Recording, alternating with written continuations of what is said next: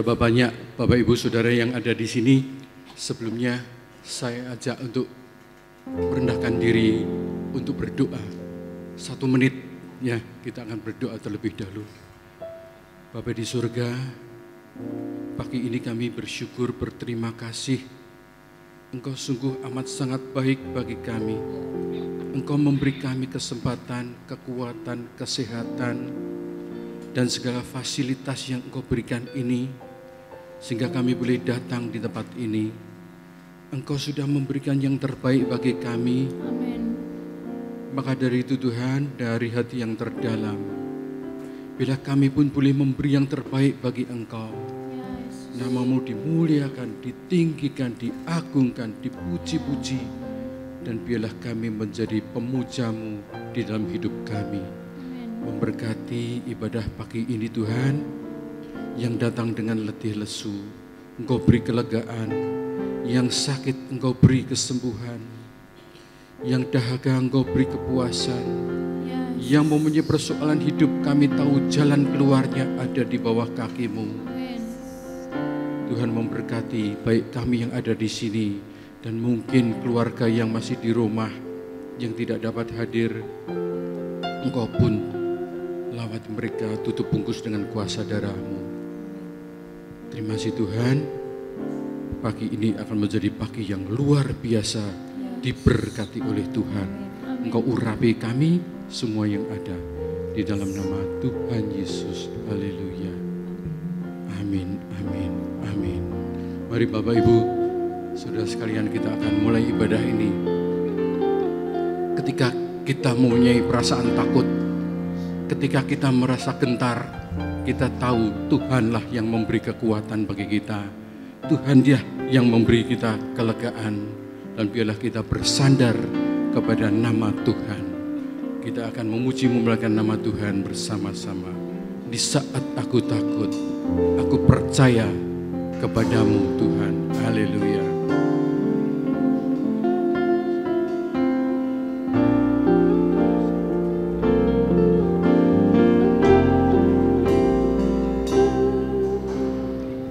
Saat aku takut, ku percaya padamu.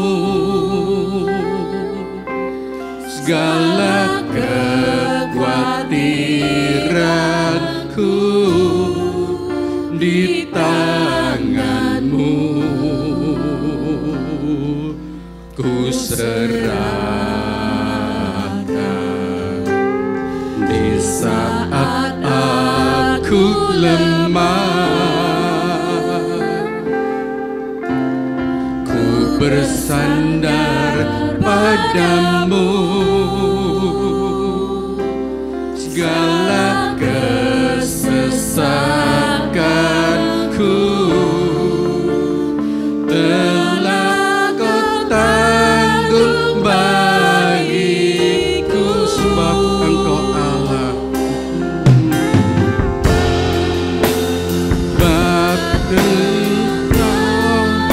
Allah yang ku percaya.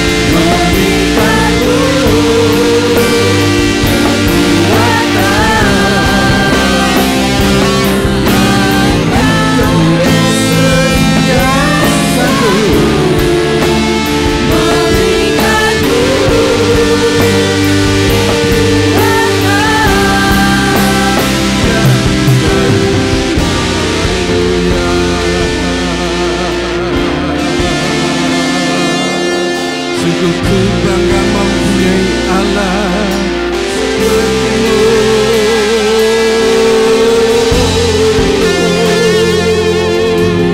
Satu dahsyat, haleluya, haleluya.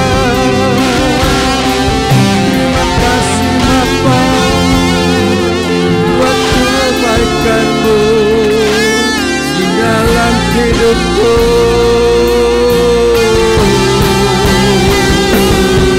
Hanya Engkau yang sanggup memulihkan hidupku. Engkau memberi kelegaan bagiku. Engkau memberi jalan keluar. Ku bersyukur padamu. Engkau Allah yang baik, Allah yang amat sangat baik. Terima kasih. Umat terus bersyukur, umat terus bermasmur di dalam hidupku. Glory, haleluya, haleluya, haleluya. Terima kasih Yesus.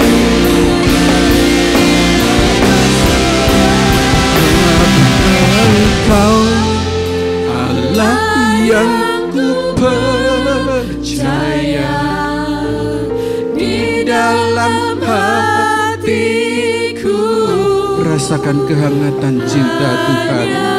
Haleluya.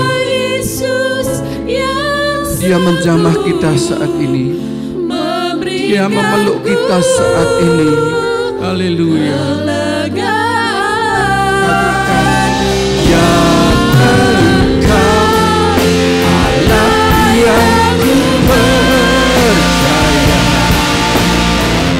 Dalam hidupku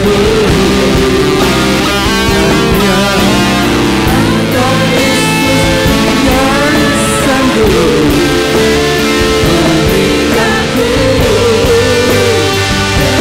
memberikanku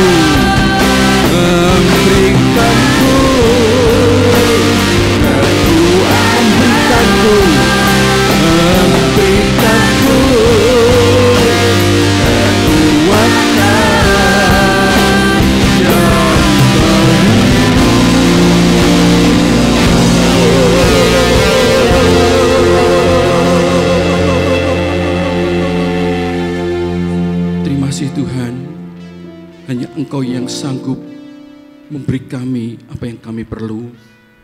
Engkau memberi kami kekuatan ketika kami habis akal, ketika kami mengalami jalan buntu, tetapi Engkaulah jalan hidup kami. Dan tidak ada hal yang mustahil di dalam-Mu dan di dalam orang percaya. Maka dari itu Tuhan, kami percaya bahwa Engkau selalu menyediakan hal-hal yang indah di dalam hidup kami. Terima kasih Tuhan, di dalam nama Tuhan Yesus Kristus kami berdoa dan mengucap syukur. Kita semua yang dikasihi Tuhan bersama katakan amin. Beri kemuliaan bagi Tuhan kita. Haleluya. Silakan duduk Bapak Ibu Saudara sekalian. Biarlah kita memperlihatkan kepada dunia bahwa Tuhan sanggup memberikan yang terbaik. Sesuatu bukti yang tidak kita lihat tetapi Tuhan sediakan bagi kita.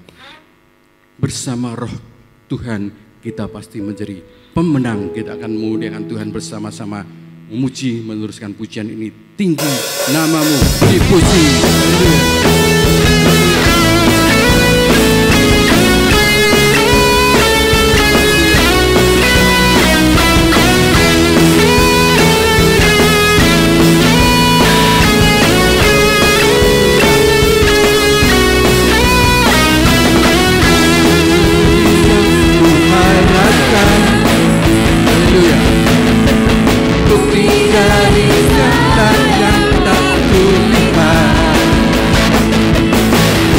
Berikan Tuhan kekuatan untuk melakukan perkara yang hebat. Bersama Roh kita menjadi pemenang. Pasti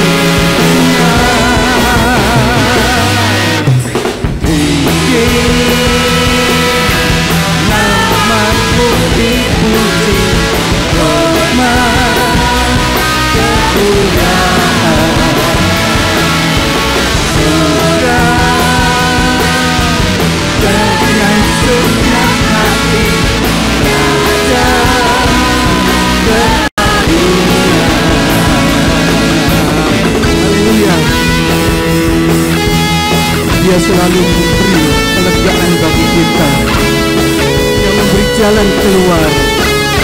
Haleluya.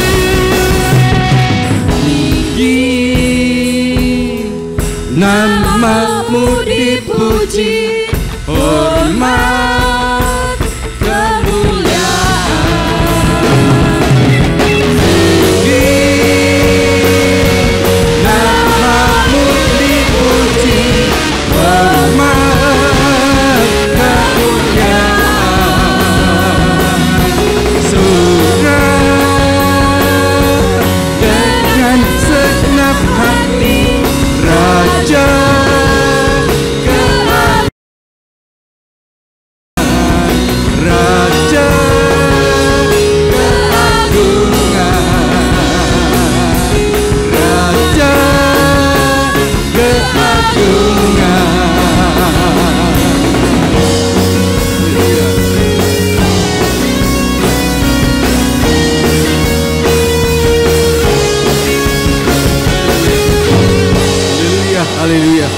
puji nama Tuhan. Haleluya, haleluya. Tuhan kita adalah Tuhan yang menghapus dosa seluruh dunia. Dan Dia selalu memberi hati kita menjadi baru, sehingga kita boleh memuliakan Tuhan seumur hidup kita, sepanjang hidup kita. Dan bila kita terus memuji nama Tuhan, nama itu yang pikat hatiku. Haleluya. Saya sambut Bapak Ibu untuk bangkit berdiri bersama-sama.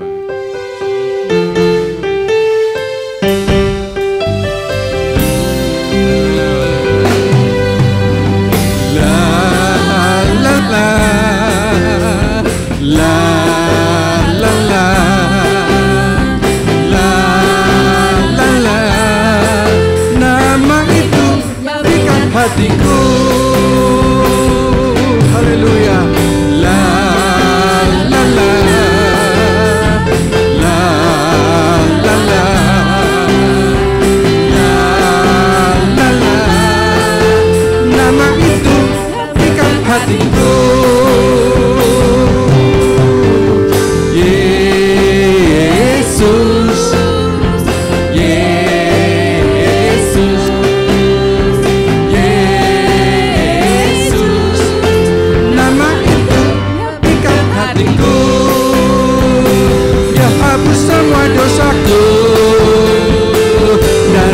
Hati yang baru, hati rasa Dia berikan, sejahtera Dia berikan. Hati bimbang menentu, hidup kekal Dia berikan padaku. La la la, la la la.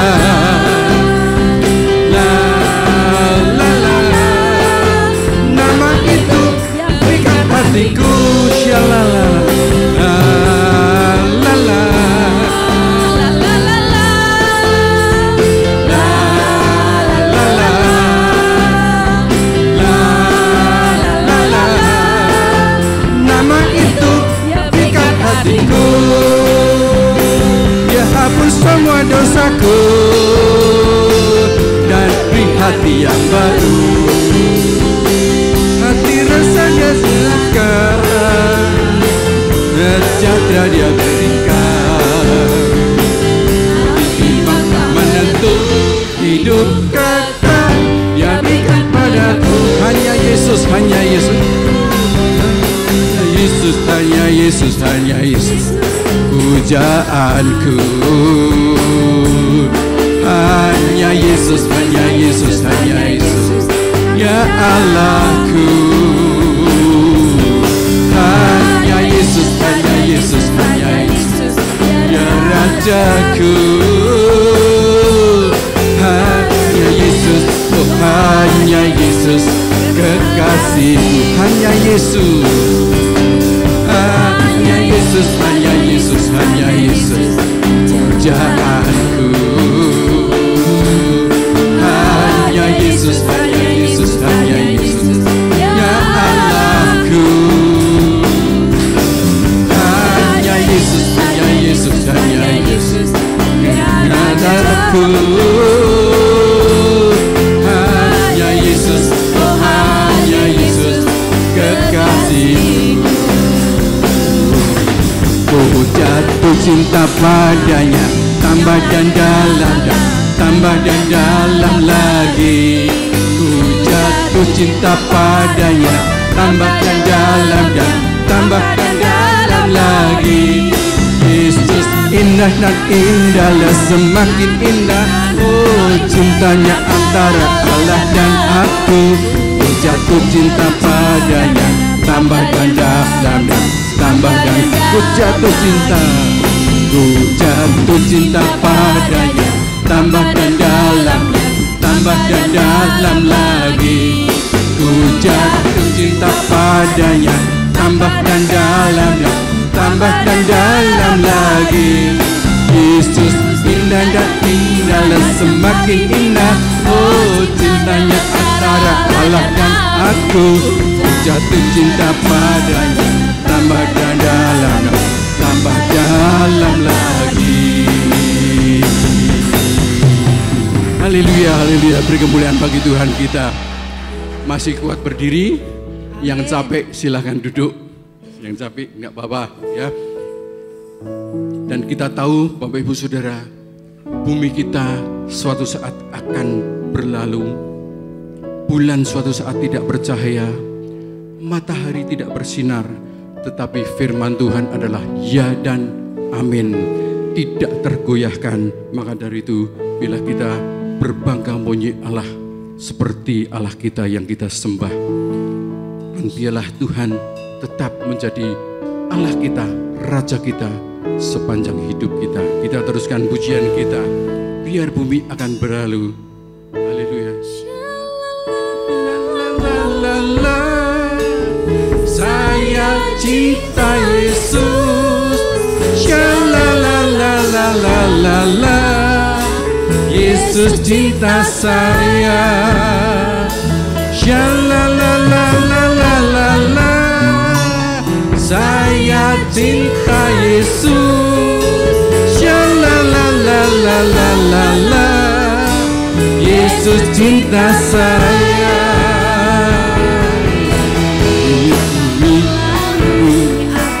Biar bulan tak bercahaya lagi, biar langit akan bergoncang, matahari tak bersinar lagi, tetapi Tuhan Yesusku tak pernah ingkar janji. Semua yang difirmankannya pasti akan digenapi. Shalalalalala, saya cinta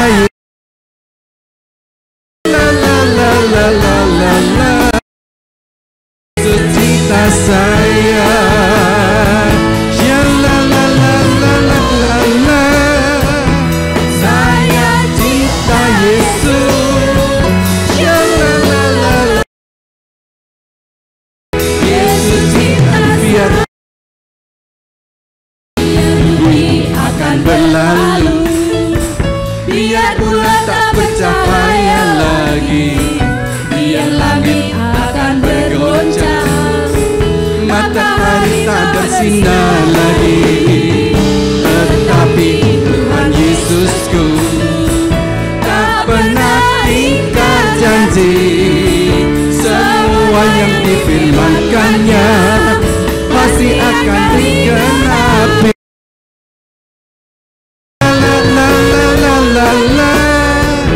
Saya cinta Yesus, Yesus cinta saya,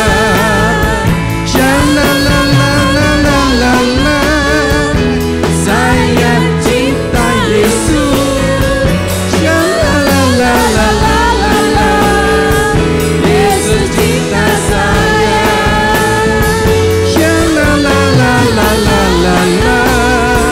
Yesus cinta saya. Sekali lagi,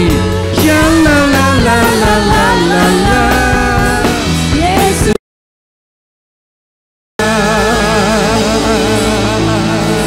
Silakan duduk Bapak Ibu. Haleluya, haleluya. Tuhan berjanji anugerahnya limpah atas kita. Amin. Dan penyertaan Tuhan untuk selama-lamanya. Amin. Anugerah Tuhan dan kasih sayangnya adalah sumber bagi kekuatan kita. Maka dari itu kita terus bergantung penuh kepada Tuhan kita. Kita terus berharap dan harapan kita adalah satu-satunya. Penyertaan-Mu Tuhan, segalanya bagiku. Kehadiran-Mu Tuhan adalah terutama dalam hidup kami. Haleluya. Haleluya. Bersama-sama katakan, penyertaan-Mu Tuhan,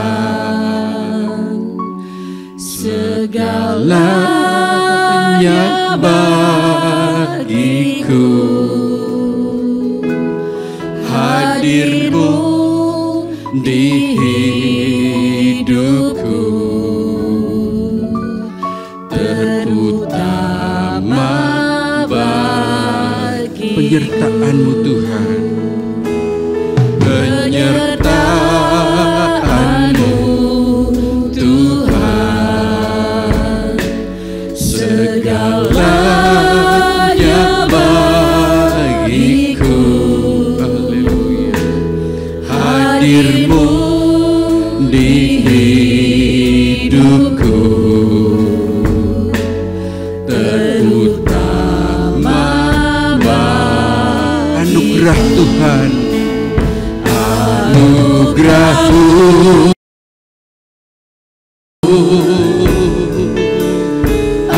anugerah-Mu, semua karena anugerah-Mu,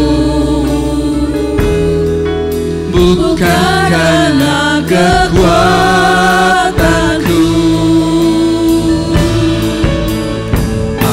Anugerah-Mu,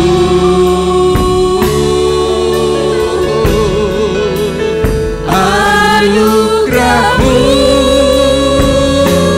Tuhan,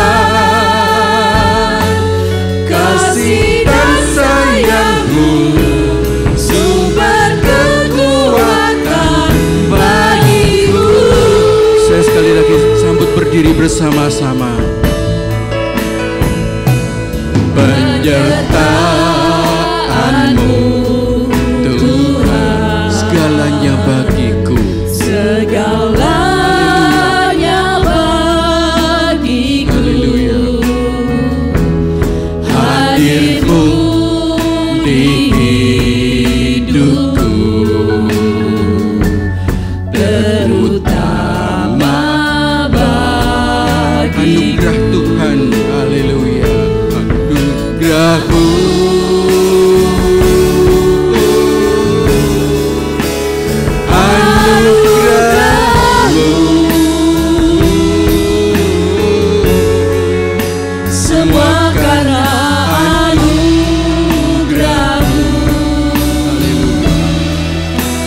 bukan karena kekuatanku.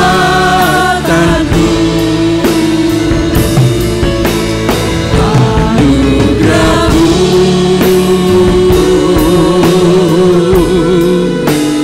anugerah-Mu Tuhan, kasih dan sayang-Mu sumber kekuatan bagiku.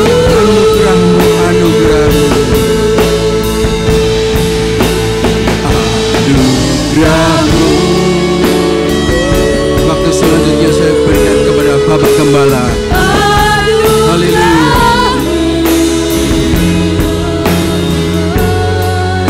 Semua karena anugerah-Mu,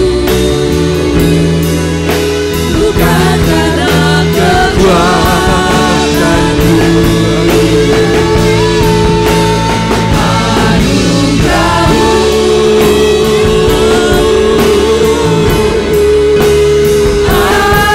anugerah-Mu Tuhan, kasih dan sayang-Mu sumber kekuatan bagiku. Anugerah-Mu,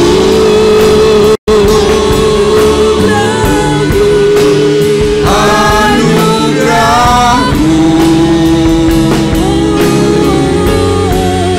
semua karena anugerah-Mu.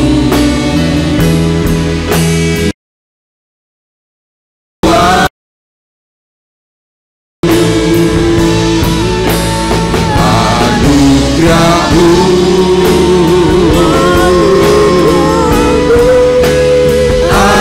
anugerah-Mu Tuhan,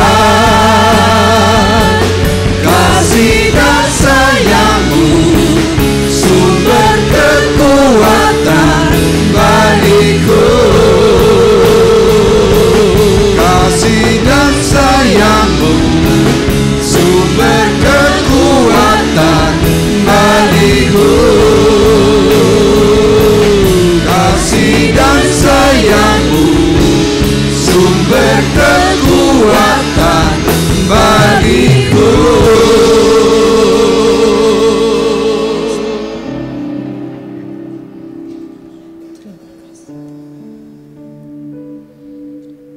Kami bersyukur kepada Tuhan yang hidup,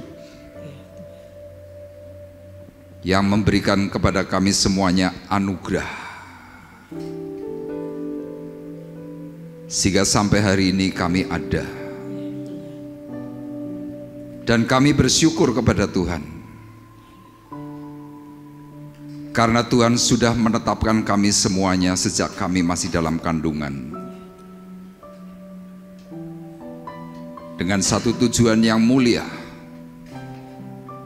Kami menjadi orang-orang yang semakin diberkati oleh Tuhan.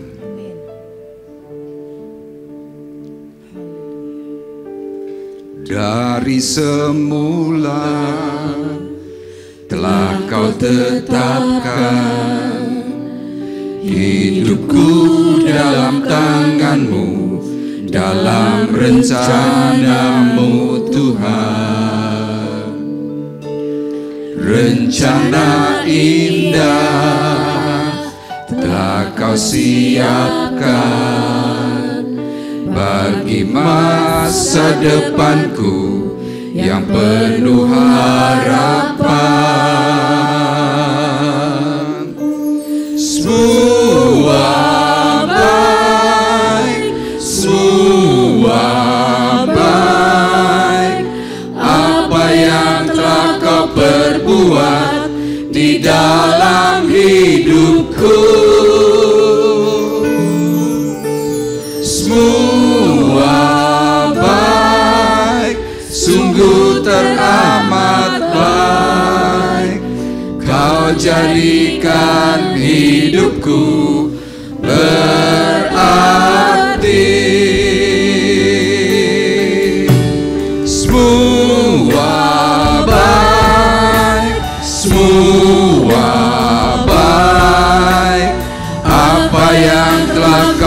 berbuah di dalam hidupku. Semua baik, sungguh teramat baik. Kau jadikan hidupku berarti.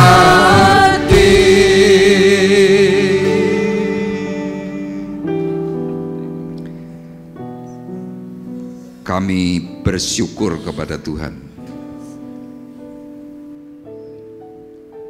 karena ketika kami sesat, ketika hidup kami tidak berguna, Tuhan mencari kami semuanya,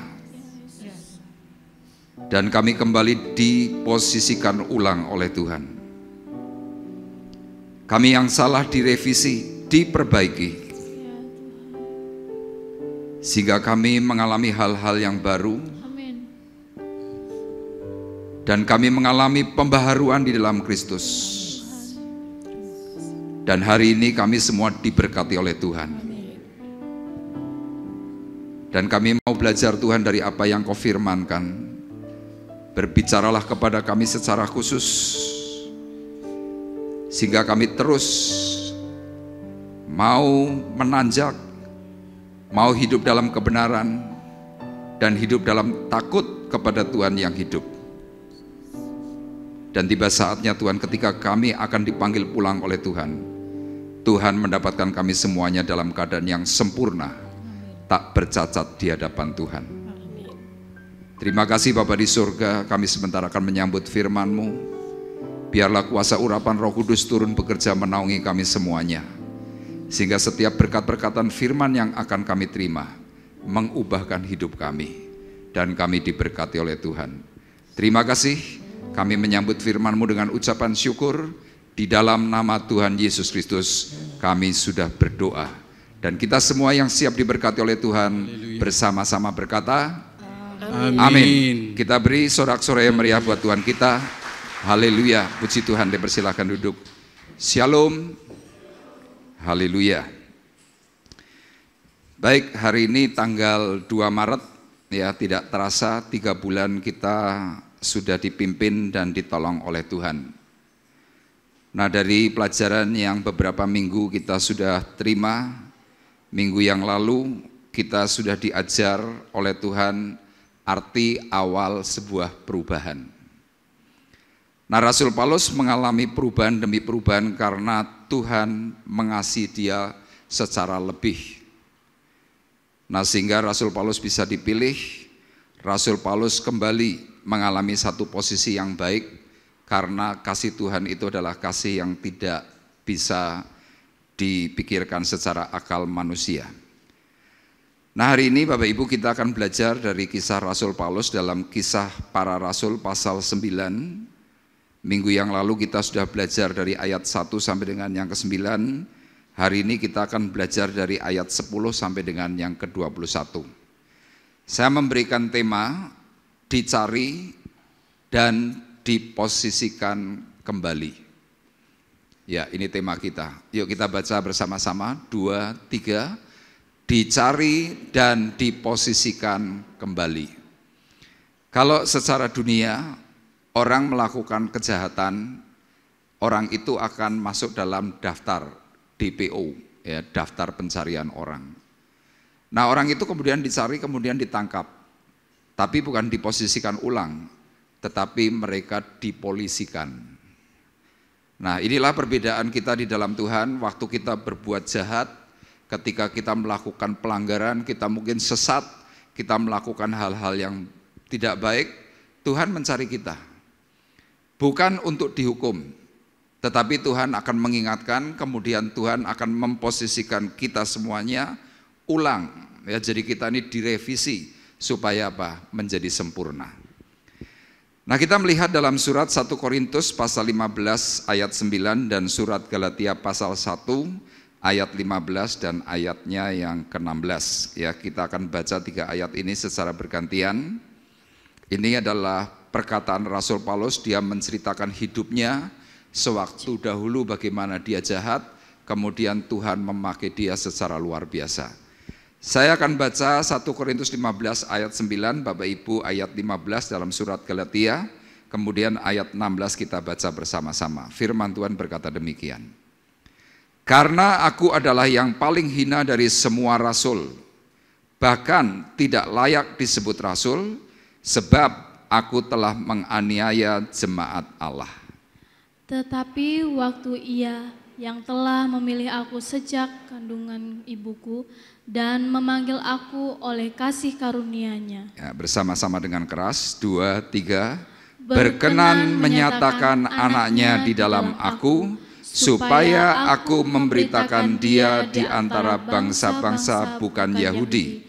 Maka sesaat pun aku tidak minta pertimbangan kepada manusia. Amin. Bapak Ibu, Rasul Paulus menceritakan hidupnya itu berulang-ulang. Mulai dari surat Roma dia tuliskan siapa dirinya. Dalam surat 1 Korintus, 2 Korintus, Galatia, Filipi, kemudian dalam surat Tesalonika dia ceritakan siapa dirinya. Nah, kenapa dia menceritakan ulang dan terus menerus kepada semua orang yang mau mendengar? Karena apa? Apa yang dialami oleh Rasul Paulus itu sesuatu yang benar-benar spektakuler. Ya, makanya dalam ayat 9 dikatakan, karena aku adalah yang paling hina. Jadi Rasul Paulus mengakui bahwa sebenarnya dia itu tidak pantas. Tidak pantas secara khusus waktu dia disebut rasul. Ya, rasul itu adalah utusannya Tuhan, utusan Allah. Dia mengatakan bahwa tidak layak. Kenapa tidak layak? Ya, kalau dia flashback hidupnya, dia memalukan. Makanya kita semua yang sudah bertobat, ya kadang-kadang kan mungkin kita di rumah atau mungkin di atas tempat tidur kita merenung. Kita mungkin ingat masa-masa yang dahulu, waktu kita mungkin masih tidak baik. Nah, orang kalau sudah bertobat biasanya akan muncul sebuah ingat-ingatan. Ya, biasanya mereka kan mungkin sambil tepuk jidat sambil berkata, bodoh. Itu seperti itu. Apa yang Paulus sebutkan tentang kebodohannya? Dulu dia menganiaya jemaat Allah. Jemaat Allah itu dihajar, disakiti, bahkan banyak yang mati dibunuh. Nah, salah satunya yang membuat Paulus akhirnya bertobat karena ada seorang yang bernama Stefanus. Stefanus belum mati, dia berkata, Tuhan, jangan timpakan hukuman kepada orang itu. Makanya saya mau berkata kepada Bapak Ibu, ketika saudara mau ending dalam hidup, perkatakanlah perkataan yang baik kepada orang yang bisa mendengar, mungkin itu kepada anakmu, kepada cucumu, kepada keluargamu. Jangan kau meninggalkan sesuatu ketika engkau mau dipanggil pulang oleh Tuhan, kau memberikan kutuk. Jangan. Kenapa? Karena itu akan berakibat fatal. Tetapi kalau kita dalam keadaan yang mungkin kritis, mungkin yang kemarin ini kita tidak baik, kita teraniaya, kita memberikan perkataan-perkataan berkat. Salah satu contoh yaitu Rasul Paulus. Detik itu Stefanus tidak berkata sesuatu apapun kepada Paulus. Tetapi hari itu dia berseru kepada Tuhan supaya Tuhan jangan memberikan penghukuman. Makanya kemudian dalam surat Galatia pasal 1 dikatakan, tetapi waktu Ia, ya waktunya Tuhan, yang telah memilih aku sejak kandungan ibuku dan memanggil aku oleh kasih karunia-Nya. Jadi Bapak Ibu perlu ingat, kita semua, saya dan saudara, termasuk Rasul Paulus hari itu, mungkin hidupmu beberapa waktu dari sejak mungkin kau usia muda sampai dengan tua, ya tua itu bisa mungkin 40, mungkin bisa 50 tahun, mungkin saat itu engkau bisa sesat. Tetapi Bapak Ibu perlu ingat, meskipun kita tersesat, kita punya gembala yang baik. Yang sesat itu nanti akan dicari. Kenapa perlu dicari?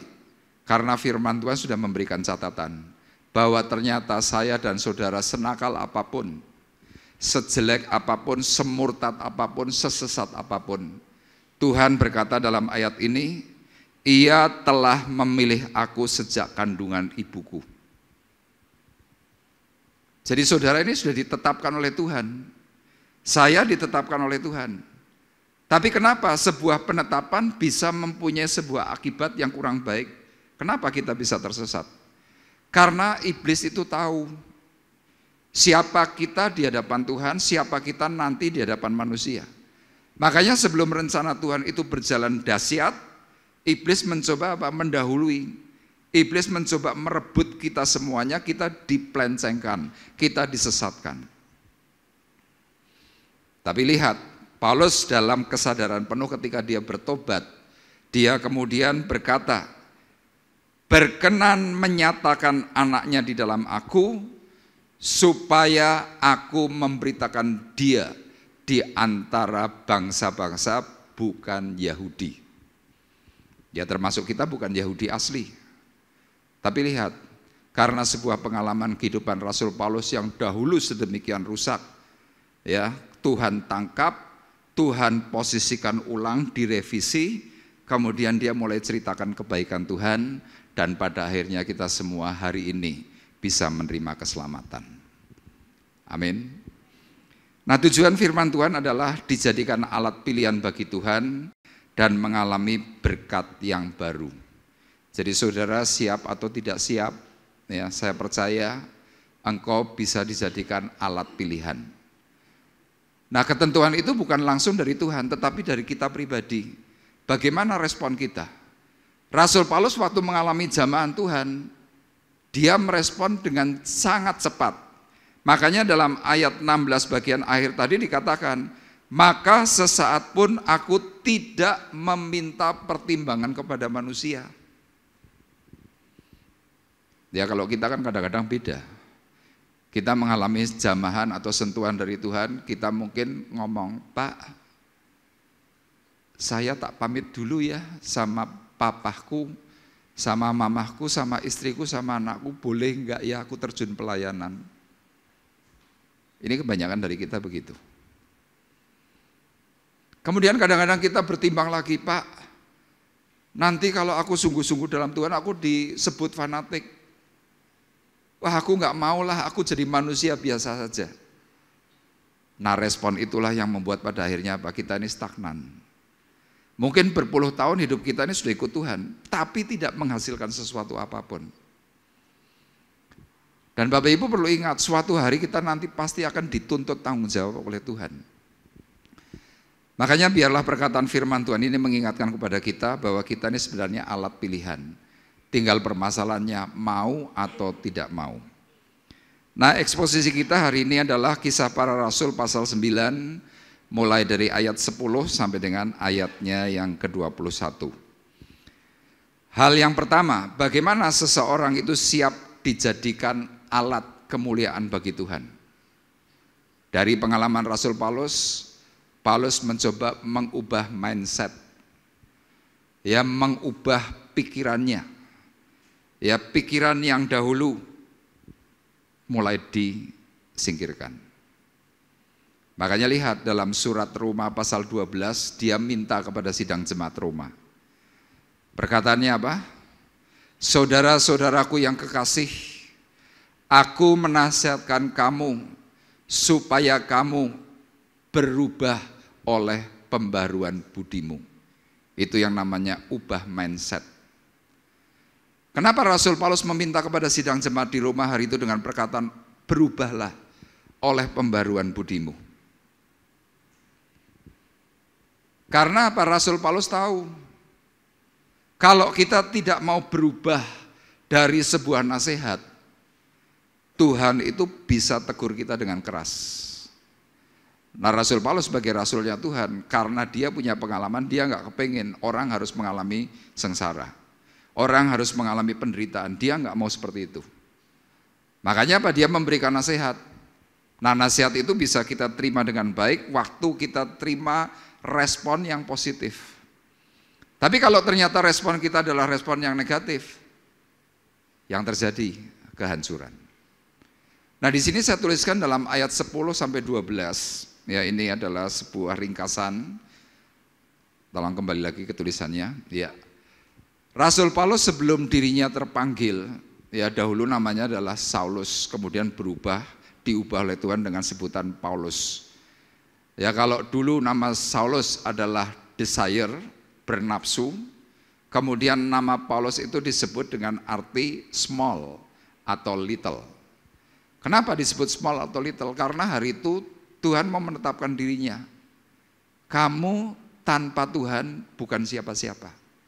Kamu ini sesuatu yang kecil, sesuatu yang tidak berarti. Nah, dahulu Rasul Paulus adalah seorang yang penuh logika. Logikanya tuh kuat. Kemudian yang kedua, Paulus ini dalam tanda kutip orangnya rasialis. Di sini saya sebutkan kuat dalam kesukuan. Kenapa? Suku yang lain dianggap oleh Paulus itu adalah tingkat 2. Paulus itu tingkat 1. Yang lainnya itu ecek-ecek. Paulus merasa dirinya paling hebat. Makanya Paulus itu nggak mau kumpul dengan orang. Kemudian apa lagi? Dia seorang yang perfeksionis. Semuanya detail, semuanya sempurna. Nah, kita akan lihat dulu dalam Filipi pasal 3 ayat 4-6. Saya akan bacakan, perhatikan. Sekalipun aku juga ada alasan untuk menaruh percaya pada hal-hal lahiriah. Jika ada orang lain menyangka dapat menaruh percaya pada hal-hal lahiriah, aku lebih lagi. Ini yang saya katakan tadi, Rasul Paulus ini orangnya penuh logika. Dia rasional, rasionya itu lebih dari rata-rata orang. Penuh logika. Disunat pada hari ke-8 dari bangsa Israel dari suku Benyamin. Dia menceritakan kepada sidang jemaat di Filipi, ini loh aku dulu itu siapa? Aku ini keturunan Benyamin, aku orang-orang hebat. Raja Saul itu orang Benyamin. Dia ceritakan semuanya. Orang Ibrani asli tentang pendirian terhadap hukum Taurat dan aku orang Firisi, tentang kegiatan aku penganiaya jemaat, tentang kebenaran dalam mentaati hukum Taurat, aku tidak bercacat. Anda bisa bayangkan, penuh logika, rasialis, perfeksionis. Nah, kita kalau sebagai orang Kristen masih mempunyai 3 unsur ini, saya berani pastikan Anda pasti dibabat Tuhan. Kenapa? Tuhan gak kepingin ada orang-orang seperti itu. Dia termasuk, saya ini termasuk orang yang perfeksionis. Ya, orang perfeksionis itu semuanya harus tertata rapi. Kurang sedikit rasanya tuh gak enak. Ya, termasuk misalkan maaf, nyuci pakaian atau gosok pakaian. Orang perfeksionis jemur pakaian misalkan cantolannya begini, semua harus begini. Dibaliknya lagi. Termasuk kalau Anda mungkin punya CD, ya, CD untuk musik, misalkan penataannya begini, ya semua harus begini. Saya punya teman yang perfeksionis, dia nata CD-nya itu di mobil, ditata, misalkan arah tulisannya begini semua, A, B, C, D gitu. Saya tahu orang ini perfeksionis, saya ganggu. Tulisan yang tadinya sudah tersusun begini, saya rubah. Ngamuk dia. Makanya lihat, orang-orang perfeksionis biasanya apa? Mudah tersinggung. Orang-orang perfeksionis biasanya apa? Hatinya itu hati yang tidak bisa tersentuh. Itu perfeksionis. Nah, celaka kalau sudah perfeksionis kemudian merasa bahwa dia ras yang lebih tinggi. Kesukuannya kuat. Yang terjadi apa? Gak mau kumpul. Hidupnya eksklusif. Rasul Paulus itu eksklusif. Semuanya dihitung dengan logika. Semuanya dihitung secara rasional. Kurang sedikit gak bisa. Kemarin dalam sebuah pelayanan, saya pelayanan ke daerah Dieng, saya ditelepon oleh seseorang dari Jakarta. Ini teman saya lama. Dia kaya, dia hebat. Dia mencoba bertanya kepada saya, kenapa dalam hidup itu ada yang namanya orang susah, ada orang kaya, kemudian ada orang rusak. Dia berkata, kenapa orang rusak itu tidak dibunuh semuanya? Kenapa Tuhan membiarkan orang-orang rusak itu hidup? Saya mencoba memberikan jawaban melalui unsur firman Tuhan. Dia berkata, Pak, saya tidak butuh yang bersifat dogmatis. Saya butuh yang implisit dan saya butuh yang rasional. Jadi Anda nggak usah ngomong soal agama. Wah, cerita perjalanan itu hampir 2 jam dia telepon, tidak mau diputus. Akhirnya dia ceritakan hidupnya. Saya cuma berkata kepada dia pada akhirnya, dan akhirnya dia berhenti. Apa itu? Saya cuma mengatakan, kamu itu hebat. Kamu hari ini bisa kaya. Kamu punya segala sesuatu itu bukan karena dirimu. Tapi dari ceritamu, kamu harus tahu bahwa hidupmu itu diberi anugerah oleh Tuhan. Baru dia berhenti bicara. Rasul Paulus ngalami yang namanya anugerah. Secara logisnya dia harusnya mati. Apalagi dari unsur Filipi pasal 3 ini. Tidak ada sesuatu yang pantas dalam hidupnya Rasul Paulus. Makanya saudara sekarang lihat dalam Kisah Para Rasul pasal 9 ayat 10 sampai dengan ayat 12. Kenapa Paulus itu bisa mengalami perubahan mindset? Anda perhatikan dalam ayat 10 dan sampai 12. Di Damsyik ada seorang murid Tuhan bernama Ananias. Firman Tuhan kepada Ananias dalam suatu penglihatan. Ananias, jawabnya, ini aku Tuhan. Firman Tuhan, mari pergilah ke jalan yang bernama Jalan Lurus dan carilah di rumah Yudas seorang dari Tarsus yang bernama Saulus. Ia sekarang berdoa. Jadi Rasul Paulus waktu dijamah oleh Tuhan, kemudian dia buta. Kemudian dia dituntun, dia kemudian masuk ke rumah orang yang bernama Yudas. Di situ melalui agama yang lama, Taurat dan Farisi, dia berdoa. Nah, waktu dia berdoa, dia mengalami penglihatan. Ayat ini berkata, dan dalam suatu penglihatan, Paulus melihat bahwa seorang yang bernama Ananias masuk ke dalam dan menumpangkan tangannya ke atasnya, supaya ia dapat melihat. Ini yang membuat Rasul Paulus itu bertobat. Kenapa bertobat? Dia disadarkan, aku hari ini lemah. Aku hari ini tidak berdaya. Aku butuh orang lain. Coba tulisannya di awal tadi. Ini saya tuliskan seperti itu. Tuhan memberi pengalaman baru melalui kelemahan dalam tubuhnya. Itu ditulis dalam Galatia pasal 4 ayat 12 dan 13. Paulus berkata, kamu tahu bahwa aku pertama kali telah memberitakan Injil kepadamu oleh karena aku sakit pada tubuhku. Jadi kalau Tuhan sedang memberikan sebuah penyakit, Tuhan memberikan kelemahan dalam diri kita, diri saya dan saudara. Untuk apa? Untuk supaya kita ini berubah pikiran. Merubah mindset kita yang selama ini, aku hebat. Aku enggak butuh orang lain. Tuhan beri kelemahan tubuh. Hari ini kita boleh cek, apa kelemahan tubuhmu? Bukan Tuhan mau jahat kepada dirimu, bukan. Tetapi Tuhan sedang berbicara kepada kita semuanya. Engkau tidak punya daya. Paulus diberi pengalaman baru melalui apa? Buta. Cuma 3 hari. Tapi lihat, dalam kebutaannya itu dia merenung. Waktu dia membuka mata, dia enggak melihat apa-apa. Kalau orang Jawa bilang apa? Nunak-nunuk. Gak bisa berbuat apa-apa. Detik itulah Paulus mulai mengalami perubahan pikiran.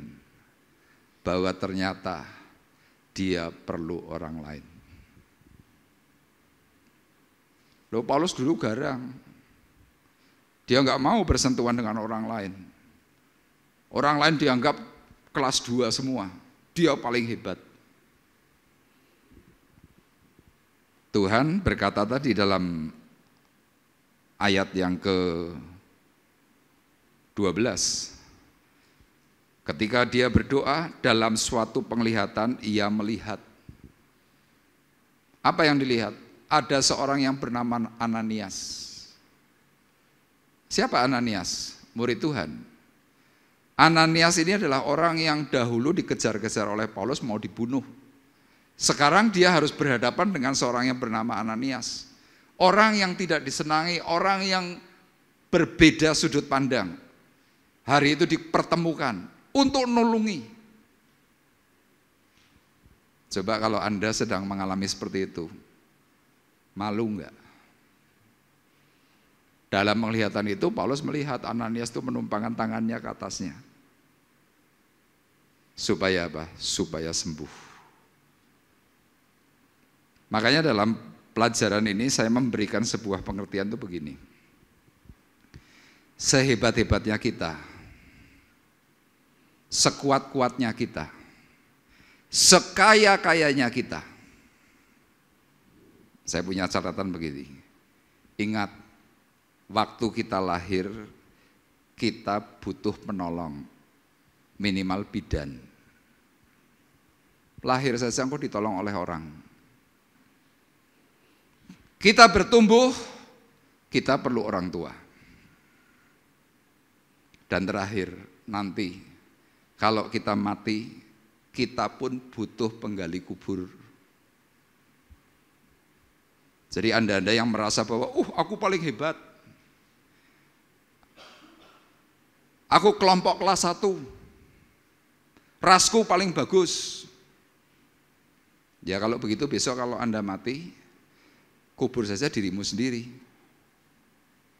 Gak usah panggil orang. Kenapa? Kita ini di dunia ini butuh orang lain. Ya maaf ya, kalau seperti saya ini kan seringkali menguburkan orang mati. Maaf, penggali-penggali kubur apalagi kalau itu adalah kuburan kampung. Aduh, kalau Bapak Ibu mungkin melihat penggali kubur dari kuburan kampung itu kan hidupnya itu kan rasa-rasanya kayaknya mesai banget. Ya ada yang kadang-kadang kurus, udah ketok tua, ketok capek begitu. Tapi orang itu adalah orang-orang yang amat sangat berjasa. Sangat. Kenapa sangat berjasa? Dalam keadaan apapun, mungkin itu tengah malam, dalam keadaan mungkin hujan, dalam keadaan mungkin kuburan yang digali itu penuh dengan batu wadas. Kadang-kadang nyangkul sekali, dok, batu, tapi mereka lihat berjuang. Saya pernah tanya, Pak, jenengan gali kaya niki, jenengan entuk upah pinten? Boten mesti, Pak. Kadang-kadang kula cuma diparingi rokok. Loh, enggak dapat uang? Enggak. Saya berkata dalam batin, kamu hebat. Tapi ada dari antara kita menghargai mereka semuanya? Tidak ada. Kita kurang memberi respek. Coba mereka-mereka yang sedang manggul peti mati lihat. Ya maaf ya, apalagi kita orang-orang Tionghoa biasanya peti mati yang besar-besar, pakai terbelau begitu. Bisa digotong cuma 2 orang kan nggak bisa. Butuh minimal 6-8 orang mikul. Kuburan orang Tionghoa itu kan tinggi naik terjal begitu, diusung. Diturunkan pelan-pelan. Kita kadang-kadang sebagai orang yang menyebut diri pengikut Kristus, tapi kita hampir tidak memberikan harga kepada mereka. Saya kadang-kadang mikir, apa ya yang disombongkan dari kita? Makanya kalau kadang-kadang kita diizinkan oleh Tuhan mengalami yang namanya kelemahan tubuh, sedikit lemah, coba apa yang bisa kita perbuat? tidak bisa apa-apa. Yang lalu di sini ada seorang ibu bernama Ibu Eka, full timernya Gajah Mada. Dia dulu orang gesit, dia dulu orang cekatan, sehat, tidak pernah sakit, tidak pernah ngeluh. Tapi dalam kesaksian dia ngomong, dulu saya tuh paling benci kalau ada orang yang ngerepoti. Sidik-sidik ngongkon, sidik-sidik aku, benci aku. Dia bilang seperti itu. Tapi dalam sebuah peristiwa, bangun pagi badannya tidak enak. Semakin siang tambah tidak enak. Tahu-tahu keple. Di situ dia baru mendapatkan iluminasi. Aku perlu orang lain. Kadang suaminya ninggal sebentar, anaknya ninggal sebentar, keluarganya ninggal sebentar, dia sudah teriak-teriak. Disamperi ada apa? Aku jangan ditinggal. Ada ketakutan, ada sebuah kesepian. Dulu kalau dia tidak sakit, dia tidak pernah bisa berpikir seperti itu.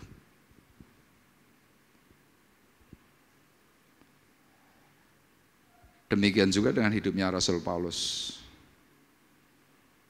Ketika dia mengalami jamahan, ketika Tuhan beri pengalaman baru, mindsetnya berubah total. Rasionalnya diturunkan sedikit, logikanya diturunkan sedikit, kesukuannya dia hapus, perfeksionisnya dia kurangi. Sehingga apa? Dia bisa terjun dalam pelayanan secara maksimal. Makanya kalau kadang-kadang kita diberi kelemahan oleh Tuhan, apa maksud Tuhan? Coba satu, ojo kemaki. Apa saudara? Halo? Apa saudara? Yuk kita sekarang ngomong bersama-sama, 2, 3, ojo kemaki. Loh kita kemaki disentil Tuhan tuh sudah tidak bisa apa-apa. Anda keple, tidak bisa apa-apa. Anda sesak napas, tidak bisa apa-apa. Ya maaf ya, ini saya beri contoh. Di gereja ini ada orang bernama Pak Woto. Dulu saya kenal dia kira-kira mungkin 17 atau 20 tahun yang lalu. Rambutnya masih gondrong, badannya masih kekar, ganteng. Tapi lihat hari ini, dia setiap hari sesak nafas.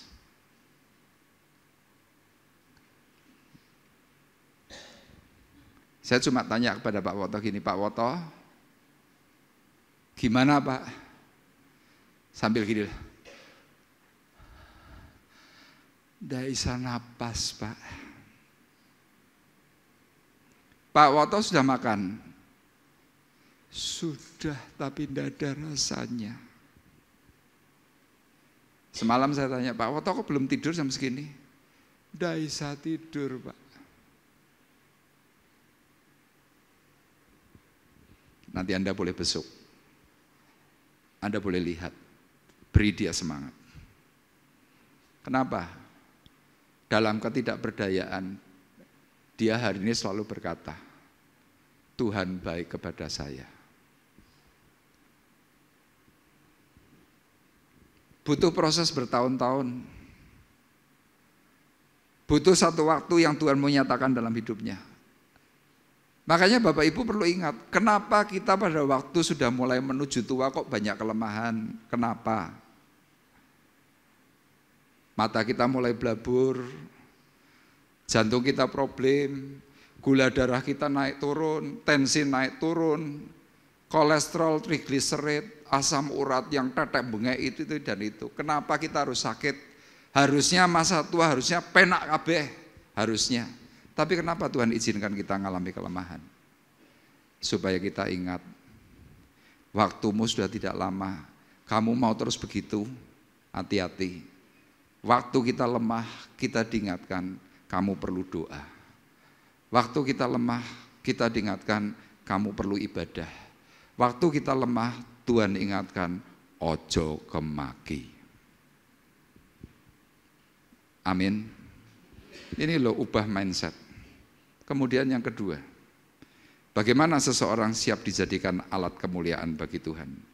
Yang kedua, bila bisa ikut merasakan penderitaan Kristus. Kita yang sehat hari ini belum merasakan penderitaan. Tapi coba, Anda yang terjun dalam pelayanan, Anda nanti bisa merasakan penderitaan Kristus itu seperti apa. Saya di sini tuliskan, menderita jelas pasti tidak enak. Itulah sebabnya melalui penderitaan Tuhan mendidik orang agar rendah hati. Israel dibawa oleh Tuhan berkeliling dari tanah Mesir menuju Kanaan. Secara teori itu 2-3 bulan itu sudah sampai. Tapi diajak berkeliling 40 tahun. Firman Tuhan menyatakan, Tuhan ingin melihat hati mereka. Sama dalam ayat-ayat ini dikatakan supaya apa? Melalui penderitaan Tuhan mendidik orang agar rendah hati. Paulus mengalami penderitaan yang bermacam-macam sehingga dia bisa menghargai orang lain. Orang kalau belum pernah menderita tidak mungkin bisa menghargai orang lain. Kalau tidak disapa terlebih dahulu ya melengos. Kenapa enggak pernah menderita kok? Tapi coba Anda yang pernah mengalami merasa jadi orang yang tidak dihargai. Kan kroso kan? Aduh. Aku ini warga kelas 2 nih, enggak ditoleh. Orang-orang seperti ini ketika sukses, ketemu orang lain pasti tetap hormat. Kenapa? Pernah ngerasake. Makanya kadang-kadang muncul istilah OKB, apa itu? Orang kaya baru. Kenapa kok disebut OKB? Ya orang kaya baru itu rata-rata kemaki. Tapi coba kalau kita ini pernah tidak diwongke, pernah tidak dihargai, tiba-tiba Tuhan merubah hidupmu. Engkau kepada setiap orang itu pasti santun. Nah, Paulus ikut merasakan penderitaan Kristus di awal. Itu tadi dalam surat Galatia 4 ayat 13. Aku pertama nginjil, kata Paulus. Nah, ayat ini berkata demikian. Dia berkata kepada sidang Galatia, aku minta kepadamu saudara-saudara, jadilah sama seperti aku, sebab aku pun telah menjadi sama seperti kamu, belum pernah kualami sesuatu yang tidak baik daripadamu. Kamu tahu bahwa aku pertama kali telah memberitakan Injil kepadamu oleh karena aku sakit pada tubuhku. Orang kalau mengalami penderitaan sakit, kalau pelayanan, dia pasti tidak akan pernah lupa. Ya contohnya Pak Bekti lihat.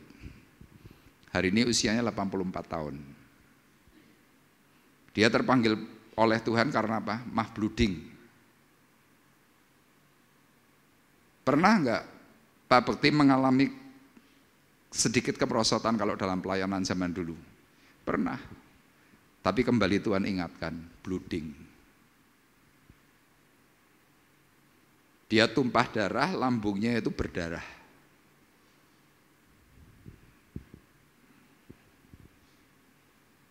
Makanya kenapa kadang-kadang kita tidak terlalu giat dalam pelayanan. Kita belum merasakan. Tapi coba yang sudah merasakan, ya maaf ya, seperti saya merasakan. Nggak enaknya seperti apa. Makanya saya dalam kondisi apapun saya tetap semangat. Mau jauh, mau dekat, nggak ada uang, semangat. Kenapa? Saya ingat yang dulu, sakit pada tubuh. Paulus kemudian mengalami penderitaan apa lagi? Tertolak dalam pelayanan selama 14 tahun. Bayangkan, sudah melayani Tuhan. 14 tahun lamanya tidak dianggap. Datang Injil, datang memberitakan firman, orang curiga. Para rasul yang lain di situ ada Yakobus, Ada Petrus, ada Yohanes, ketemu Paulus, nyingkir. Coba saudara dalam keadaan melayani kemudian Anda tidak dianggap, Anda dicurigai, Anda tidak diberi penghargaan. Orang lain melihat Anda curiga gitu. Anda kuat? Saya berani pastikan banyak dari kita mesti nggak kuat. Tapi lihat Paulus 14 tahun tertolak oleh orang-orang rohani. Loh, kalau yang nolak orang biasa tuh gampang.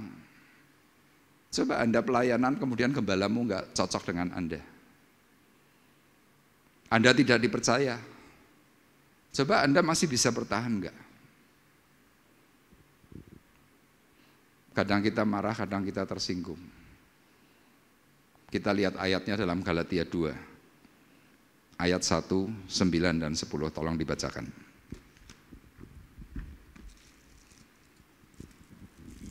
Galatia 2 ayat 1, 9 dan 10. Kemudian setelah lewat 14 tahun, aku pergi pula ke Yerusalem dengan Barnabas dan Titus pun kubawa juga. 9.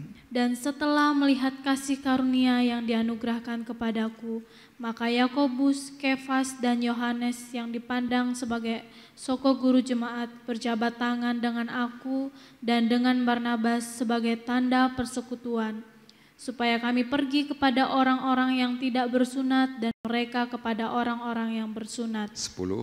Hanya kami harus tetap mengingat orang-orang miskin dan memang itulah yang sungguh-sungguh kuusahakan melakukannya. Iya. Paulus cerita kepada sidang jemaat Galatia. Kenapa dia ceritakan ini? Karena hari itu dia melihat orang-orang Galatia yang katanya cinta Yesus, pandangannya mulai kesengsem dengan sesuatu yang lain. Paulus sampai berkata, engkau memulainya dengan roh, tetapi sekarang kau mengakhirinya dengan daging. Sebenarnya apa yang mempesona kamu sehingga engkau mengalihkan pandanganmu dari Kristus Yesus? Kemudian dia cerita, setelah 14 tahun, aku pergi ke Yerusalem dengan Barnabas dan Titus, ketemu dengan soko guru jemaat. Ayat 9. Di situ ada siapa? Yakobus, Kefas, Yohanes. Ini soko guru jemaat, tiangnya jemaat. Dulu ketemu 3 orang ini, Paulus nggak digubris. Kenapa? Mereka curiga. Sekarang saya mau tanya kepada Anda ikut Tuhan, Anda ada dalam gereja. Pernah enggak Anda tertolak, ditolak tidak boleh pelayanan, boleh enggak? Ada enggak? Mungkin hampir tidak ada mungkin. Coba besok misalkan ada orang mau pelayanan, saya bilang, jangan dipasang. Kemudian Anda dengar. Anda pasti marah. Nah, saya mau siarkan sedikit Bapak Ibu. Saya dari latar belakang panggilan, ya sebut aja saya kentir. Saya mulai menjadi orang rohani, saya hari itu ngeroh. Pelayanan-pelayanan saya di luar itu ngeroh. Sampai hari ini, karunia-karunia itu tidak hilang, masih ada. Ketika saya mencoba bergabung dalam pelayanan di GBT waktu itu tahun 2000, sampai mendekati 2004 akhir, saya ditolak. Pernah dalam sebuah peristiwa saya diajak oleh full time di gereja pusat, karena mereka tahu saya sudah biasa sering pelayanan pelepasan dan sejenisnya. Kemudian hari itu ada acara baptisan selam. Sebelum acara baptisan selam itu ada doa pelepasan. Saya diajak oleh rekan saya namanya Yoga. Pak Arif kan biasa pelepasan, ikut yuk. Saya ikut dengan semangat. Kenapa? Hari itu saya berpikir, wah saya pelayanan. Kemudian hari itu Pak Bekti sebagai pemimpin yang sedang melayani doa pelepasan dan juga untuk arahan baptisan selam, tiba waktunya untuk doa pelepasan.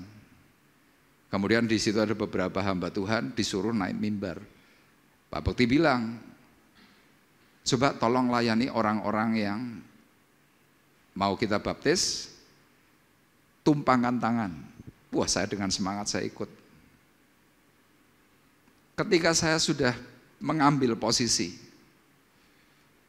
tiba-tiba Om Bekti itu tanya kepada Yoga, Arif siap enggak? Siap Om, sudah biasa. Tiba-tiba Om Bekti bertanya lagi kepada yang lain. Itu adalah di ipar saya. Arif siap enggak? Siap Om. Jangan pelayanan dulu. Pegangi dia. Saya di atas mimbar tuh, baju saya tuh pegangi begini. Mau nyentuh tuh enggak boleh. Dalam batin saya tuh seperti ini loh. Kalau memang enggak boleh, mbok bijaklah. Suruh duduk, bilang, Arif bantu doa ya. Itu kan jauh lebih baik. Tapi detik itu tidak. Di atas mimbar mata kira-kira ada 60-70 orang melihat saya dicekli. Wah, saya malunya minta ampun. Saya pulang itu nangis. Waktu nangis itu saya telepon seorang hamba Tuhan yang dulu ikut melayani saya. Saya bilang, Pak Titus, saya mau melayani kok dibeginikan Pak. Pak Titus almarhum cuma berkata begini, Pak Arif harus taat. Saya teriak, saya sudah taat. Pak Titus jawab, kalau begitu Bapak harus lebih taat. Loh, hampir 4 tahun Bapak Ibu saya itu tertolak. Terus saya hanya bisa melayani apa? Operator sound system. Itu pelayanan saya. Pelayanan operator sound system di Semarang, ibadah pertama itu jam 5:30. Ibadah kedua itu selesainya kira-kira sekitar jam 10:30, jam 11. Kalau ibadah 5:30, saya jam 4:30 udah datang. Pulang nanti jam 12, kenapa harus ngelingkesi kabel? Harus gulung kabel, merapikan. Ibadah sore, jam 5 sore, jam 4, setengah 4 sudah datang lagi. Cek sound system. Itu bertahun-tahun. Dalam tanda kutip, ora diwongke. Tapi hari itu saya benar-benar belajar taat. Bolong ibadah tidak pernah. Meskipun saya tertolak, saya tetap melayani. Kenapa? Saya berpikiran, saya melayani Tuhan, bukan melayani manusia. Sampai pada akhirnya 2004 bulan Oktober, melalui Pak Bram, tiba-tiba ada satu perintah, Arif, coba kamu layani Temanggung. Saya tanya kepada Pak Bram, loh Pak Bram suruh ngapain? Ya bagi firman. Loh yang nyuruh siapa? Pak Bekti. Loh Pak Bekti kan gak pernah saya dengar khotbah. Pak Bram cuma bilang begini, gelem apa ora? Saya berangkat hari Selasa untuk pelayanan di Efrata, hari itu yang pertama kali. Jadi hari itu saya berpikir, kalau seandainya hari itu saya berontak, loh di tempat gerejanya Pak Titus saya jauh lebih berharga Bapak Ibu. Saya diposisikan lebih baik oleh Pak Titus. Lebih diwongke. Tapi hari itu Pak Titus memberikan saran, Bapak harus lebih taat. Itu saya kerjakan. Paulus mengalami yang namanya penderitaan itu bukan hanya sakit. Dia tertolak 14 tahun. Dan yang lebih dahsyat nanti Bapak Ibu baca di dalam 2 Korintus 11 ayat 23 sampai dengan ayat yang ke-29. Itu komplit penderitaannya Rasul Paulus. didera, dihina, kapal karam, telanjang, dicambuk, dan berbagai macam. Dia sampai menulis, apakah aku tidak bisa memiliki hak sebagai seorang rasul? Kenapa kalau Petrus pelayanan membawa rekannya, istri orang, dia tidak bermasalah? Kenapa aku bermasalah? Apakah aku tidak mempunyai hak untuk itu? Loh, itu Rasul Paulus ngalami sampai detail yang seperti itu. Kenapa dia harus mengalami seperti itu? Saudara lihat di dalam ayat 15 dan ayat 16 dari Kisah Para Rasul pasal 9. Di sini dikatakan, Kisah Para Rasul pasal 9 ayat 15 dan 16. Iya. 15, 16. Ya. Tetapi firman Tuhan kepada Ananias, pergilah, sebab orang ini adalah alat pilihan bagiku untuk memberitakan namaku kepada bangsa-bangsa lain, serta raja-raja dan orang-orang Israel. Aku sendiri, ini Tuhan yang bicara, aku sendiri akan menunjukkan kepadanya betapa banyak penderitaan yang harus ia tanggung oleh karena namaku. Dari ayat ini kemudian muncul Filipi 1 ayat 29. Kepadamu bukan saja diberikan percaya, tetapi juga menderita untuk Kristus. Jadi kalau kita sebagai orang Kristen, mengaku Kristen, mengaku pelayanan, kalau Anda belum tertolak, Kristenmu belum lengkap. Kalau engkau belum mengalami penderitaan, Kristenmu belum lengkap. Kenapa? Ayat firman Tuhan ini jelas. Tuhan sendiri akan menunjukkan kepadanya betapa banyak penderitaan. Bukan hanya melihat penderitaan, tetapi harus ia tanggung. Kenapa kok Paulus harus mengalami itu? Tuhan ingatkan, ini loh, waktu kamu menganiaya jemaatku, waktu engkau menganiaya hatiku, waktu engkau menolak aku. Coba sekarang rasakan, 14 tahun engkau tertolak, rasanya gimana? Paulus kenapa tidak berontak? Dia introspeksi diri, dia mulai berkata, Tuhan ampuni aku dulu begitu. Kalau aku sekarang begini ya sudah tidak apa-apa, aku nerima. Kenapa harus sakit? Yesus itu sakit. Dipaku, dihina, dicambuk, diludahi, sakit. Makanya kalau kadang-kadang kita diizinkan untuk merasakan yang namanya sakit, untuk apa? Supaya kita tuh bisa meneladani, oh iya ya, Yesusku pernah sakit gara-gara aku. Tapi Anda sakit sedikit, disinggung sedikit, Anda tersinggung. Anda marah. Tapi Anda ngaku Kristen.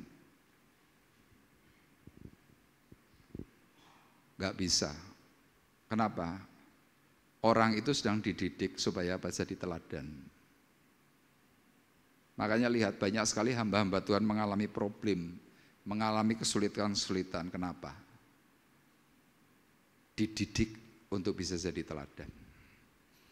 Dan ini yang terakhir, bagaimana seseorang siap dijadikan alat kemuliaannya. Kalau orang itu sudah mengalami kasih Tuhan, kalau sudah, kalau belum, gak bisa. Saudara lihat dalam Kisah Para Rasul 9, ayat 17 sampai dengan 21. Saya bacakan. Lalu pergilah Ananias ke situ dan masuk ke rumah itu. Ia menumpangkan tangannya ke atas Saulus, katanya, Saulus saudaraku, Tuhan Yesus yang telah menampakkan diri kepadamu di jalan yang engkau lalui telah menyuruh aku kepadamu supaya engkau dapat melihat lagi dan penuh dengan Roh Kudus.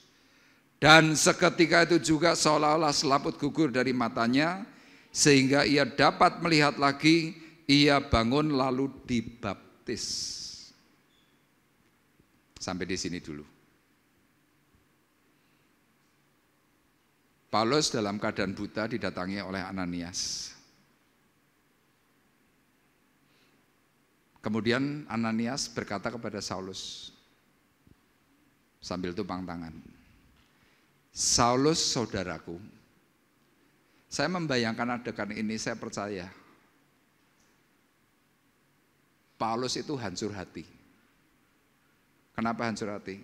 Orang yang dibenci, orang yang mau dibunuh, tiba-tiba mendatangi dengan lembut, menumpangkan tangan. Dan saya percaya adegannya bukan hanya cuma tumpang tangan begini, plek gitu, enggak mungkin. Bayangan saya itu begini, Ananias itu sambil memegang baunya Paulus, dipegang plek, kemudian gini loh, sambil ngomong, Saulus saudaraku. Saya bayangkan hatinya Paulus detik itu gimana, jerit, Tuhan ampuni aku.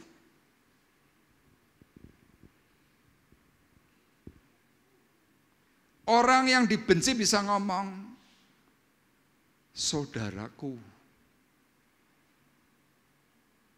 Kemudian dilanjutkan dengan kata-kata apa? Tuhan Yesus telah menampakkan diri kepadamu di jalan yang kau lalui, telah menyuruh aku kepadamu. Detik itu penglihatannya Rasul Paulus langsung, loh, kok iso ya, kok bisa ya? Paulus mengalami penglihatan, Ananias mengalami yang namanya iluminasi. Tuhan ngomong langsung, tek. Apa perintahnya? Menyuruh aku kepadamu supaya engkau dapat melihat lagi dan penuh dengan Roh Kudus.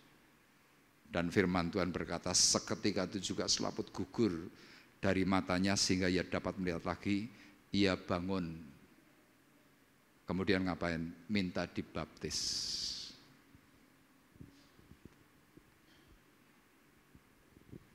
Detik itu Rasul Paulus mengalami kasih karunia. Di sini saya tuliskan demikian. Tolong poin 3. Paulus mengalami perubahan total sejak dia mengalami kasih Tuhan. Kasih yang ilahi. Dia merenungkan kenapa dirinya tidak dihukum. Itu yang tadi saya ceritakan. Sambil ditumpangi tangan, dia mendengar nama saudaraku. Dia gini loh, Tuhan kenapa aku kok dibebaskan dari hukuman? Kenapa aku tidak dihukum? Tapi malah dipercaya untuk menceritakan kebenaran dari kehidupan Tuhan. Itulah sebabnya dia giat bekerja di ladangnya Tuhan. Kenapa? Kasih Tuhan itu penuh. Makanya ada sebuah pujian. Telah kudapati kasih yang sejati yang mampu mengubahkan hatiku. Kasih yang kau beri jauh melebihi segalanya di dalam hidupku. Paulus kemudian menuliskan dalam surat Filipi, merupakan kerugian kalau kamu menyangka yang di dunia itu lebih hebat. Kristusku jauh lebih mulia dari apa yang ada di dunia.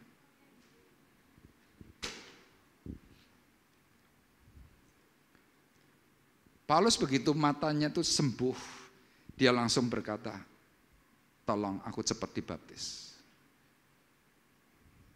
Itu sebuah pembuktian penyerahan diri. Makanya dalam ayat selanjutnya dikatakan apa? Setelah makan pulihlah kekuatannya. Saulus tinggal beberapa hari bersama dengan murid yang lain. Ketika itu juga ia memberitakan Yesus di rumah-rumah ibadat dan mengatakan bahwa Yesus adalah anak Allah. Semua orang yang mendengar hal itu heran dan berkata, bukankah dia yang di Yerusalem mau membinasakan barang siapa yang memanggil nama Tuhan Yesus? Dia nggak pakai lama. Detik itu juga dia menyerahkan hidup, dia kemudian mulai ceritakan. Yesus baik, Yesus baik, Yesus baik, Yesus baik. Dan kebaikan Tuhan sampai kepada kita. Kita diselamatkan salah satunya oleh perkataan Rasul Paulus. Yang menjadi pertanyaan, bagaimana sikap kita ketika kita sudah terima Tuhan? Kita dipanggil, kita dicari oleh Tuhan untuk diposisikan ulang. Harapan saya, posisi itu bisa Anda terima semua dan Anda diberkati oleh Tuhan. Berkati kita. Mari kita menaikkan pujian, telah kudapati kasih yang sejati yang mampu mengubahkan hatiku.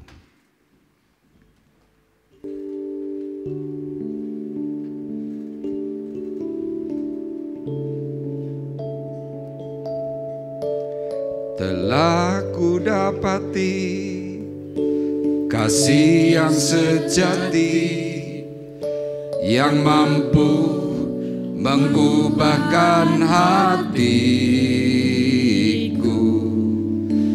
Kasih yang kau beri jauh melebihi segalanya di dalam hidupku. Ku berikan semua yang berharga, semua yang mulia, semua yang terbaik dari hidupku. Hanyalah bagimu, hanyalah untukmu, hanyalah bagi kemuliaan-Mu. Kita katakan bersama-sama dengan iman percaya. Telah kudapati kasih yang sejati yang mampu mengubahkan hatiku. Kasih yang kau beri jauh melebihi segalanya di dalam hidupku. Ku berikan semua yang berharga, semua yang mulia, semua yang terbaik dari hidupku. Hanyalah bagimu, hanyalah untukmu, hanyalah bagi kemuliaan-Mu. Ku berikan semua yang berharga. Kita bersama-sama bangkit berdiri. Kita naikkan pujian yang terbaik kepada Tuhan.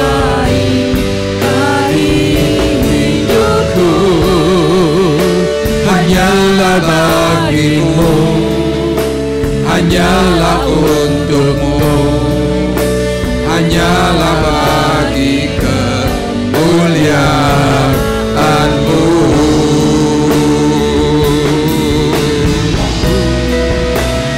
Ku berikan semua yang berharga, semua yang mulia, semua yang terbaik dari hidupku. Hanyalah bagimu, hanyalah untukmu, hanyalah bagi kemuliaan-Mu. Ku berikan semua yang berharga, semua yang mulia, semua yang terbaik dari hidupku. Hanyalah bagimu, hanyalah untukmu, hanyalah bagi kemuliaan-Mu.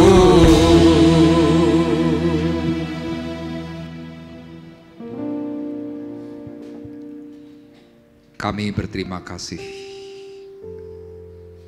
kalau Tuhan kembali mengingatkan kami semuanya. Kami dicari, kami dipanggil oleh Tuhan untuk ditata ulang, untuk diposisikan menjadi sesuatu yang besar, sesuatu yang ajaib, sesuatu yang dahsyat. Hari ini kami melihat proses yang dialami oleh Rasul Paulus.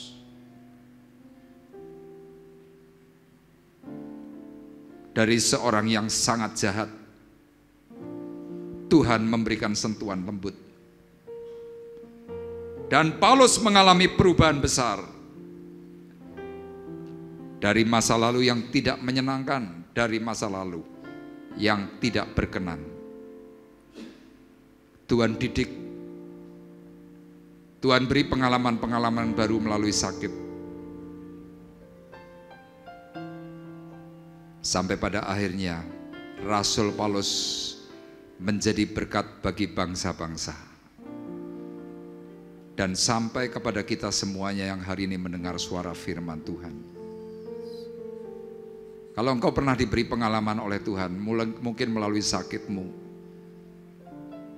melalui kelemahan hidupmu, melalui kelemahan tubuhmu, bahkan mungkin di dalam kelemahan ekonomimu, engkau dihancurkan. Tetapi ketika engkau bertobat, Tuhan akan kembalikan berkali lipat dari apa yang pernah engkau miliki. Hari ini Tuhan, kami menerima janji-Mu. Kami merespon dengan baik apa yang Tuhan sudah katakan. Dan kami siap diposisikan ulang untuk menjadi alat kemuliaan bagi nama Tuhan. Dan kami mau kokohkan Tuhan sebentar dengan kami menerima roti dan anggur perjamuan.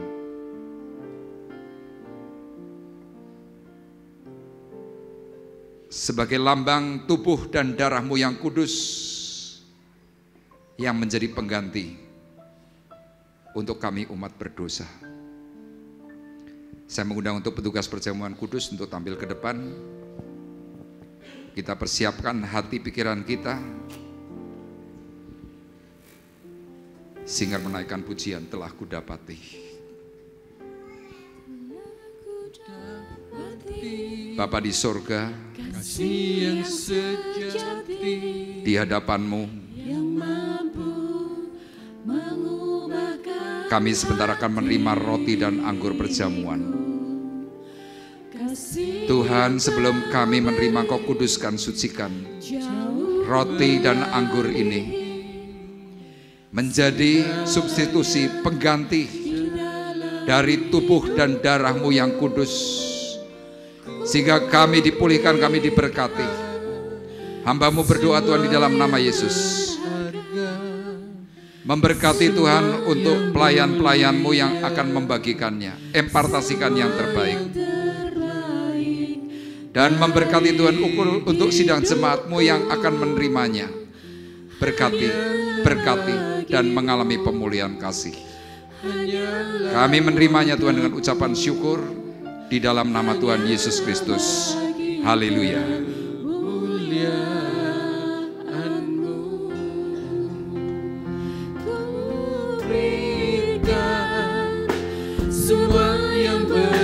Bapak Ibu dipersilakan untuk duduk kembali. semua yang mulia, semua yang terbaik dari hidupku hanyalah bagimu, hanyalah untukmu, hanyalah bagi kemuliaan-Mu. Ku berikan semua yang berharga, semua yang mulia, semua yang terbaik dari hidupku hanyalah bagimu, hanyalah untukmu, hanyalah bagi kemuliaan-Mu. Keyboard saja, kita akan menaikkan pujian ini.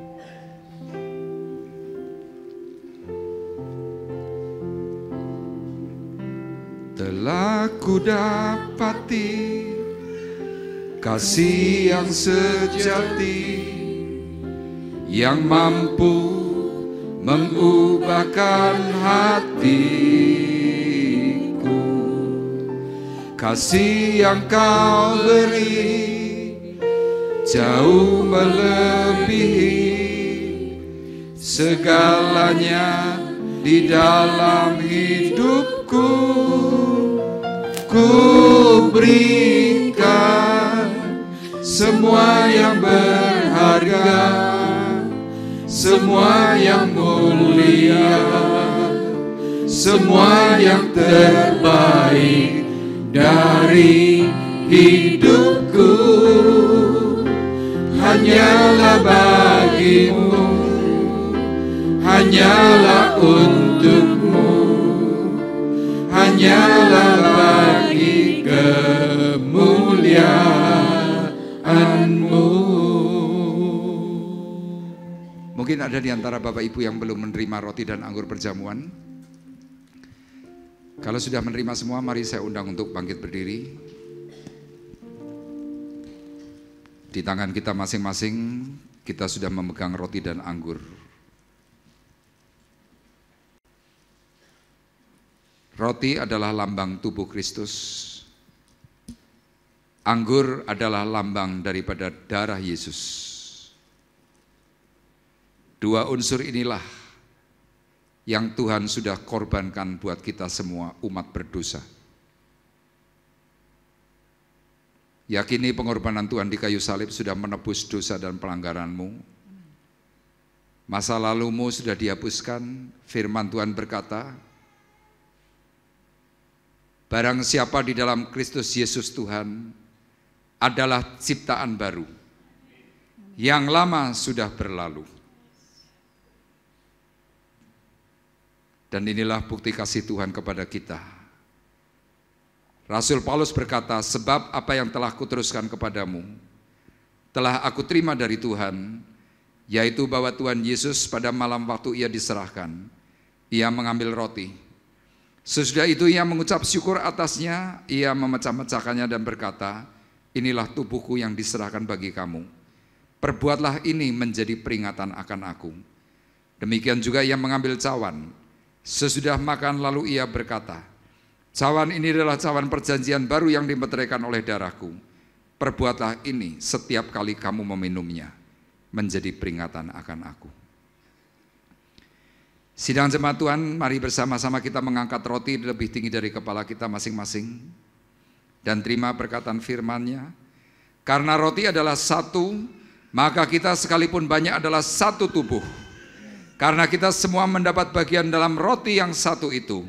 Bukankah roti yang kita pecah-pecahkan adalah persekutuan dengan tubuh Kristus?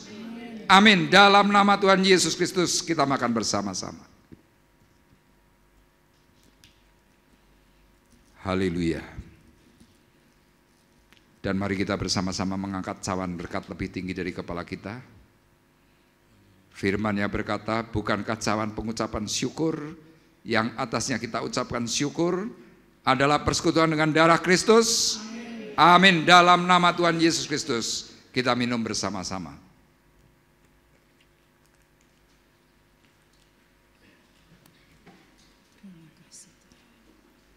Haleluya.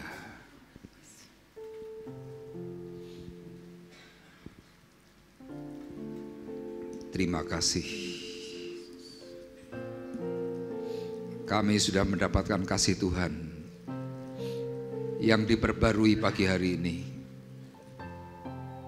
Kami bersyukur.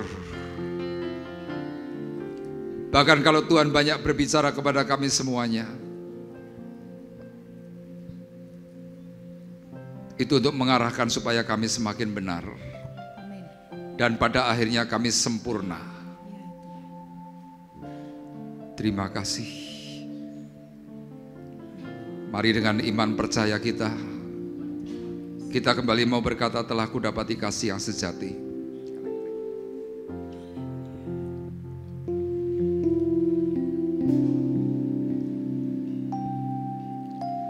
Telah kudapati kasih yang sejati, yang mampu mengubahkan hatiku. Kasih yang kau beri jauh melebihi segalanya di dalam hidupku.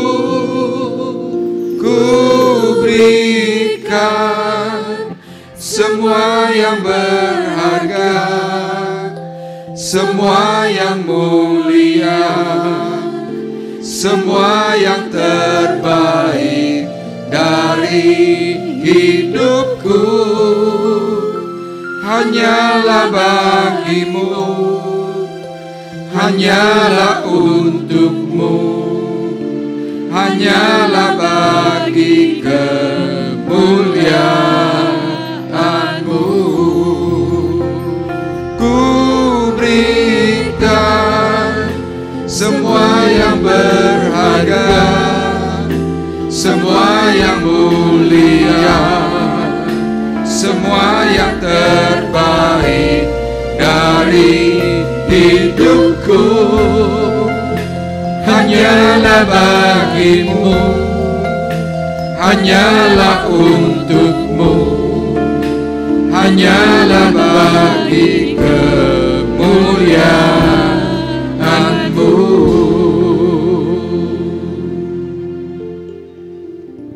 Kita sebentar akan memberikan korban syukur kepada Tuhan, mengembalikan persepuluhan dari apa yang Tuhan sudah berikan. Saya mengundang petugas kolektan untuk bisa maju ke depan.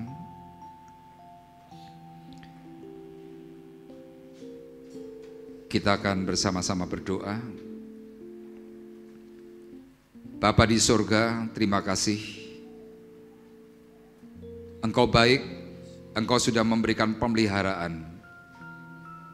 Dan tiba saatnya Tuhan, kami mau mengembalikan sebagian dari apa yang Tuhan sudah beri. Beri kami pengajaran, pengertian bahwa Tuhan tidak menuntut banyak, tetapi Tuhan meminta hak yang dimiliki oleh Tuhan supaya kami mengembalikan bagi rumah Tuhan. Dan firman-Mu berkata, Tuhan, Engkau akan kembalikan lagi 30, 60, bahkan 100 kali lipat dari apa yang sudah kami tabur. Oleh karena itu Tuhan, berkati seluruh sidang jemaat-Mu yang akan memberi, yang akan mengembalikan persepuluhan.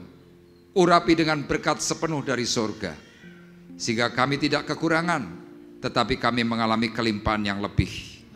Terima kasih, memberkati akan pelayan-pelayan-Mu yang akan melayani, berkati dengan pengudusan daripada Tuhan.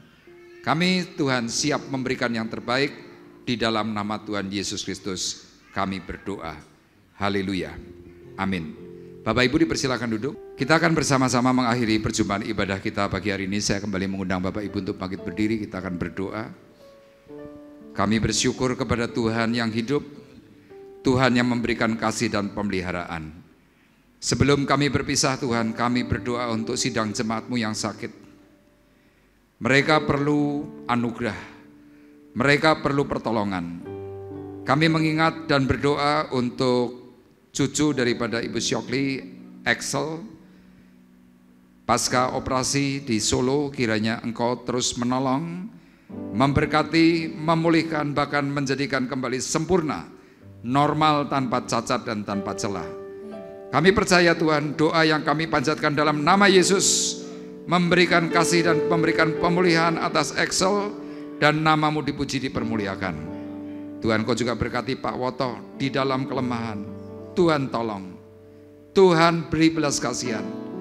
Hanya Engkau Tuhan yang mampu dan sanggup untuk memberikan tanda mujizat atas Pak Woto dan dia boleh menjadi kesaksian bagi nama Tuhan. Terima kasih, kami berdoa Tuhan untuk rekan-rekan kami yang lain yang mengalami kelemahan yang tidak bisa kami sebutkan satu persatu, tetapi kami percaya Engkau yang akan memberkati mereka. Kami berdoa Tuhan untuk anak-anak kami yang bersekolah di dalam kota maupun yang di luar kota.